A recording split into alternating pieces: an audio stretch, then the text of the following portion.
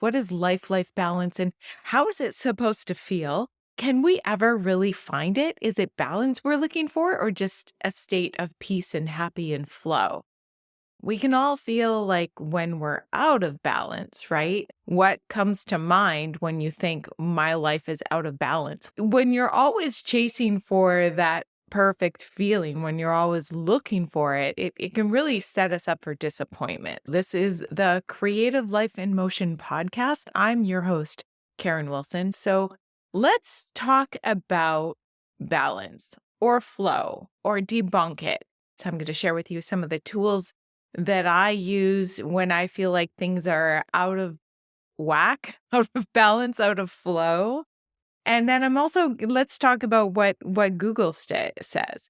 I think that sometimes when we're given a list of things to do to restore balance, within that list, there's a list of 20 or 30 things that we need to do, but they're like minuscule, right? Like they're teeny tiny little steps to get there. So you might have one big thing on your list and you wonder, why can I never reach this goal? It's because you're not accounting for all the little teeny tiny things that are attached to it that take your time, right? And that take effort. It's not only time, it's effort. And maybe it takes income. So let's just take a look at what Google has to say about finding ways to establish life balance. So to avoid feeling overwhelmed and burnt out, here are 5 ways to establish life balance. Number 1 is prioritize your time.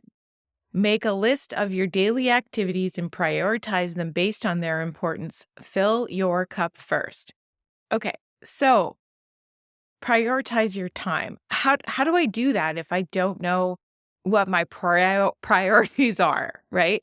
So what do you do to figure out what your priorities are? Well, usually, traditionally, and what's worked for, lots and lots of years, this is not going to be anything new to you. You go through a list of 10 to 12 items that are, that have to do with, work and relationships and faith and your health, and you base them on a score, right? How am I doing? 2 for 0 for this is flat. And then, 10 for if this is great. And then you take your lowest scores and you look at them. If they're meaningful to you and they're low, that's going to hurt. That's going to like hit you in the stomach. Like, oh, say you feel like your mindset is suffering or you feel like,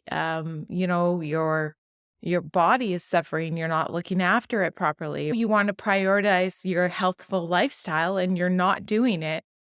Well, that hurts. So if you get a low score for that, guess what? There's a ton of to-do lists, to-do items to get that back up. So traditionally, what's done is you go through this list of 10 to 12 items, right? Or 10 to 12 categories of your life.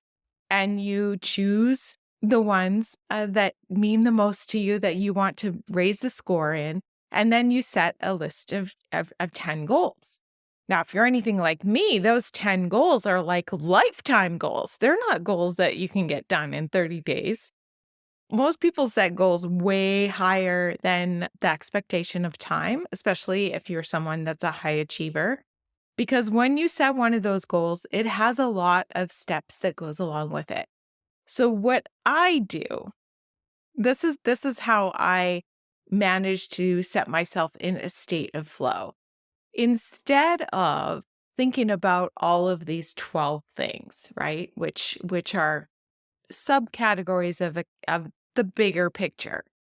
The bigger picture on a macro scale is what helps to keep us, I feel like, in a state of flow, in a state of balance, is if we're working on our mind, we're working on our bodies, and we're working on something that fulfills us in our purpose. So that's 3 things, right? So if you were to take it down from 12 categories down to 3 categories, and you were to say, okay, I want to get better in my mindset, then you can figure out, well, what is it in my mindset that needs to get better? Is it prayer? Is it motivation? Is it like, what is it? And then you can have that as your goal in that category. Secondary thing is, I need to make sure that my body is fueled because my body is my home. My body is my vehicle. I Anything that I want in life, we're attached. So if I want to go and do something, I need to take care of this envelope. I need to take care of this vehicle.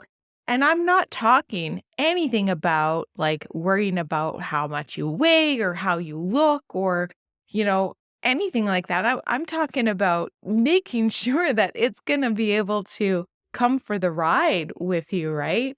So that's thinking about, how am I moving my body that's going to make it stronger, more resilient, and also feel safe? How am I going to put things into my body to make sure that it's feeding my cells, nurturing the energy that I want to produce?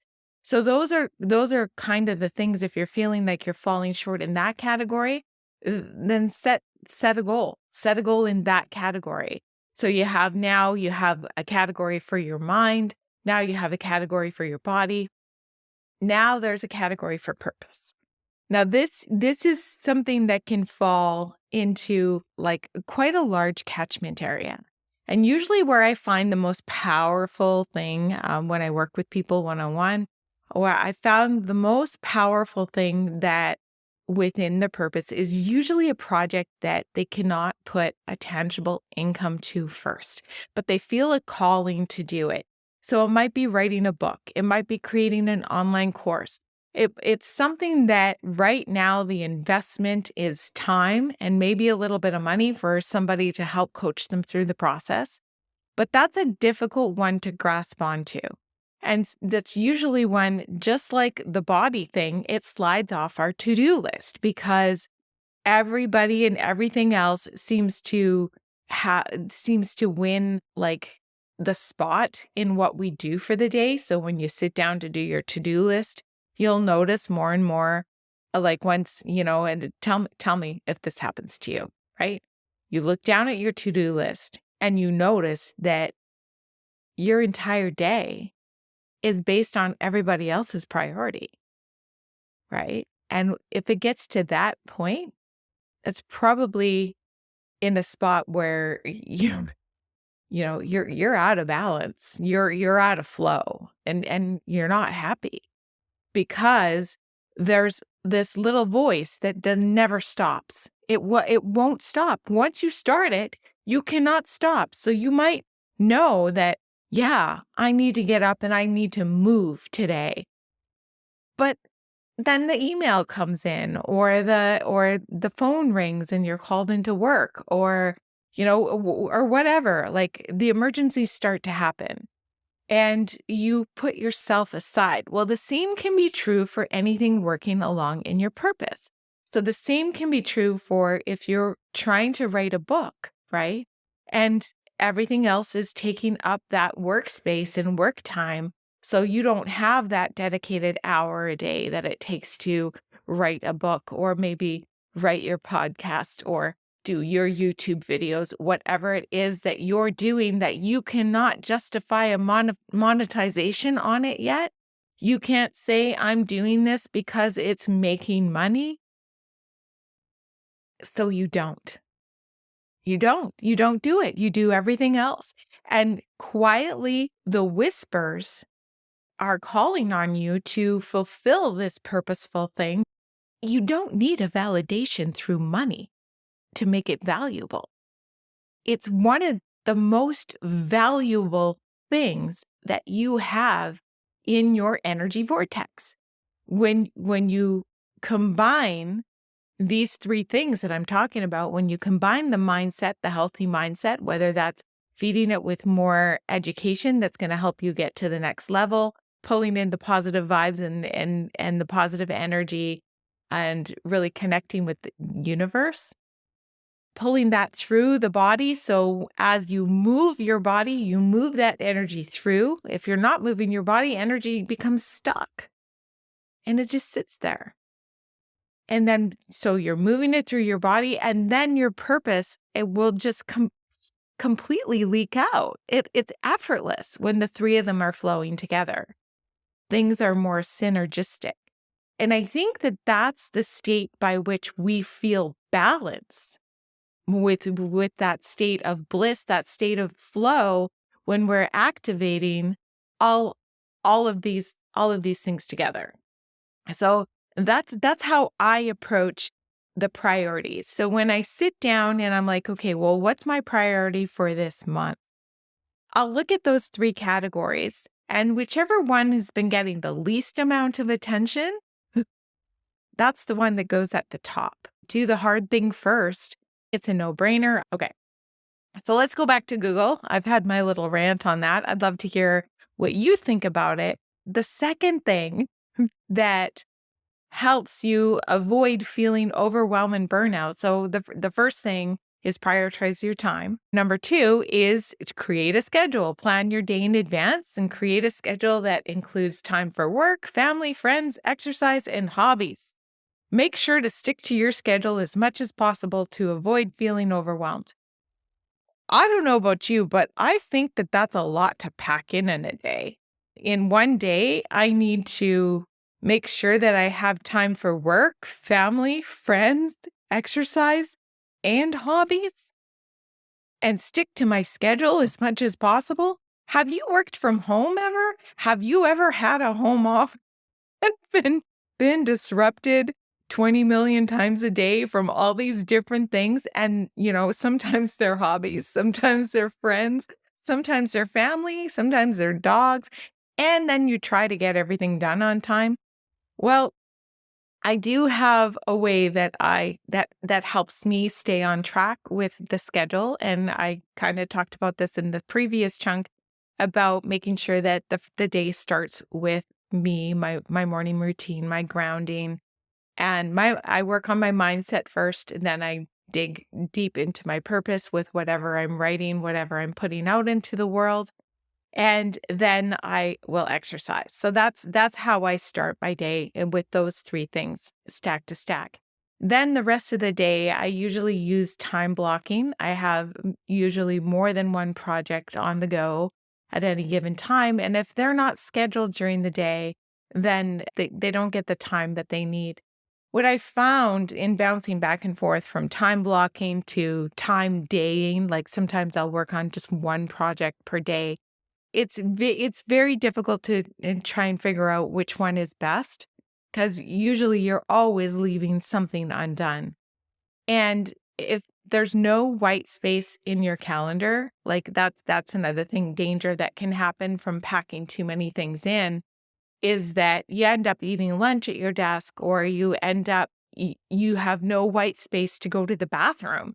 Like you've scheduled yourself too thick packing in your days. So when you do schedule your day, especially if you work from home like I do, ensure that you have a lot of white space. So for an example, I have two activities that I do per day that take me away from the desk. And this is during the workday. First one is either a workout or a walk with my dog. The second one is either a workout or a walk with my dog. Depending on weather and my schedule, one will usually get done at lunch and one will get done in the morning, which means I take an extended lunch because I'll have to clean up.